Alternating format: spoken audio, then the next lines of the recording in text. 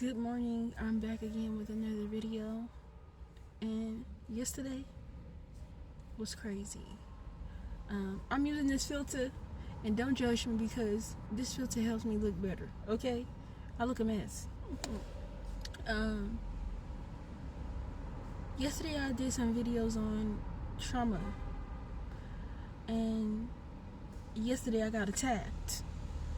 And so what I want to say is trauma is like spiritual warfare.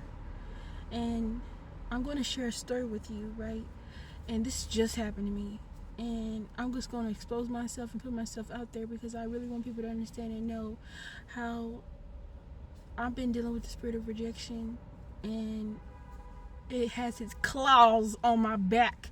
Okay, and I was previously speaking about my mom being a narcissist. She was a narcissist, and she is a narcissist. I don't know where she is, but she's a narcissist.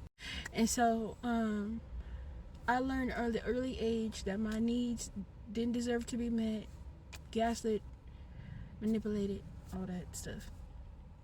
Okay, and so yesterday the enemy tried to intertwine me back with the spirit of rejection through the spirit of Leviathan. And I want to say the spirit of Leviathan is the spirit of pride, but it also twists the things that you say. So you could tell somebody, "Oh, you're beautiful," and they'll be like, "Oh, you just are you trying to call me fat?" Like that. That's the kind of stuff that Leviathan does. Okay, and I really want to get into this real quick. I need to get into this real quick. If you are in a relationship with somebody and you say something to them, like, "You're like, I'm so glad that you're my friend," or "I just love you," and they say you're lying, leave them alone. And I'm gonna tell you why. You cannot fix nobody. If you mean well by somebody, now I'm not saying everybody, I know this world is crooked, but if you mean well by somebody, and every intention that you do towards them is questioned, leave them people alone. Leave them people alone, honey, because they don't see you. They don't see you. They can't see you. They are blind, and the mirror is broken, honey. Okay, we are all mirrors being reflected onto one another.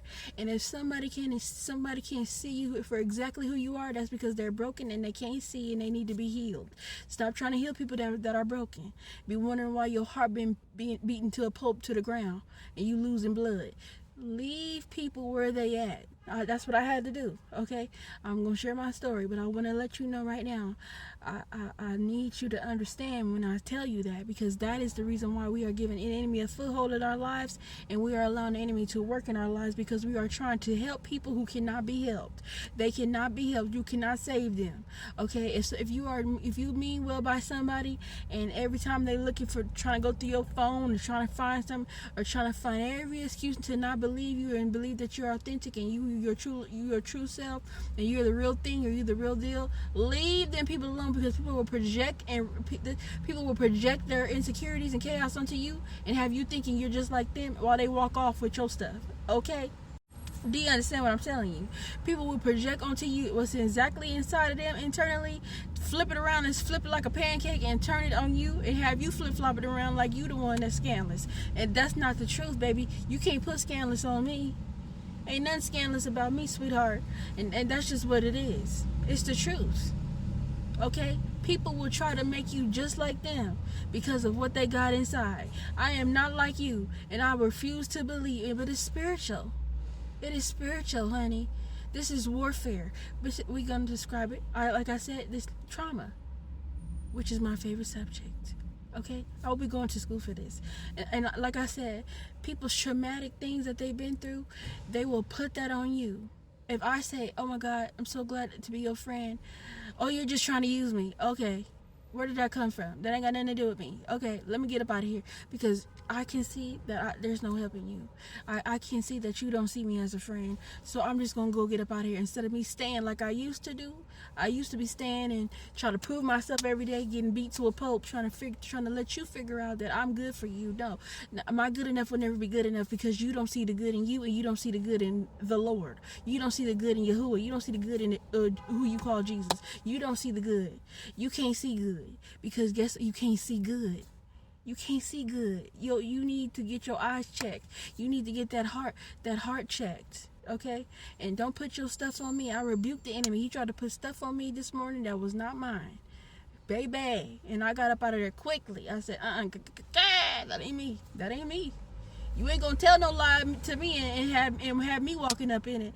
Baby, you are not. You have to rebuke people. People are evil. You are not gonna have me walk in something that is not me. I do not agree. And you gotta be careful and watch your agreements. People will spit that venom on you and have you walking in exactly what they have. No, in totality, sweetheart, that is not me. I do not agree. I am not a scandalous. I do not use people, and that is not me. Okay, I don't lie. I don't have to lie to nobody. And whatever you feel about me, you can feel. That's perfectly fine. But just let me tell you something. You are not gonna put no venom on me. Have me walking in something that ain't mine, because that's exactly what the enemy likes to do. Have to put some nasty load upon you. Have you walking around like that's your dirty laundry. That ain't mine. I know it's mine. That ain't mine. Okay, and that's what the world will do. Do you understand that that's what the world does? As a whole, the world loves to throw things on you and put things on you. And because we idolize people, we like to accept what they say about us. Absolutely not. I don't care who you are. I don't care if you was my mama. I don't care whatever you was. I don't care if you my teacher. I don't care if you my husband. You ain't gonna put nothing on me that ain't mine. It's period. I don't care if you my kid, whatever. I don't care if you man at the liquor store. You are not gonna put nothing on me that ain't mine. It's time to disagree with what you. That's why you got to know yourself, so you can agree with what's yours and disagree with what's not yours. Because we are in a trying time where people will try to make you evil, just like them. While we all walking around with broken hearts. Not me, sweetheart. I did the work. You ain't gonna put no evil on me. Don't put that evil on me, Ricky Bobby. Don't you put that evil on me. Absolutely not. People are so hurt and sad inside that they really want you to be just like them. Evil, hurt, and narcissistic, and operating out of their fleshly whatever, and it's walking around an offense. I don't agree with offense. I don't walk around in offense. You have to pick up offense for it to affect you. I don't operate out of offense. You can't offend me. You really can't. Because I know the spirit that's operating behind it. See, that's the difference. You understand? Do you understand what I'm saying? Absolutely not. And I don't care no more. You need to do the work. Stop trying to sit up here trying to make everybody evil because you hurt. I'm not evil. I'm not like you. I'm sorry. I don't do scandalous things behind people's back. I don't cheat and steal.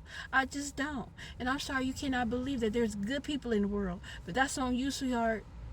That ain't got nothing to do with me. Now, I'm probably going to do a part 2. But ran into this girl, she inboxed me randomly, okay? Randomly on a Wednesday. I responded. She said she basically couldn't live no more. She was hurt and she needed help. So I recognized her. She was familiar. I should have said something in familiar spirit, but I didn't think about it. I'm like, oh my God, this girl needs help. So I spoke life into her, right? And so and we get to talking, and I'm like, oh my God, I remember you. I said I can't remember what conversation that we had. And so can you refresh my memory, because I feel like I've talked to you before. She was like, yeah, I shared something with you and a little bit about my stuff, and I spoke life into her before. Okay, so it's just like, and so I end up asking her for help in a way, and she didn't mind me asking her for help. She didn't mind me asking. But this is when she caught a problem. She said, this girl popped into my inbox randomly. Mind you, I'm the type of person, I don't hear from people. People don't call my phone. People don't talk to me. They just don't. I'm the one talking to other people. People don't have my number. People don't inbox me randomly. They just don't, because I was always protecting me from something. And so, anyway, I just had to come back on here and share this. But I'll get into it another way. But I just had to come on here and say that I am not an evil, narcissistic person. I'm not my mother. I'm not my father. I'm Ashley Brown. I love Yahuwah, and I choose to do right by people. I'm sorry that people feel the need to make me an evil person. Like in my real life, in my daily walking life, and on this internet. Like,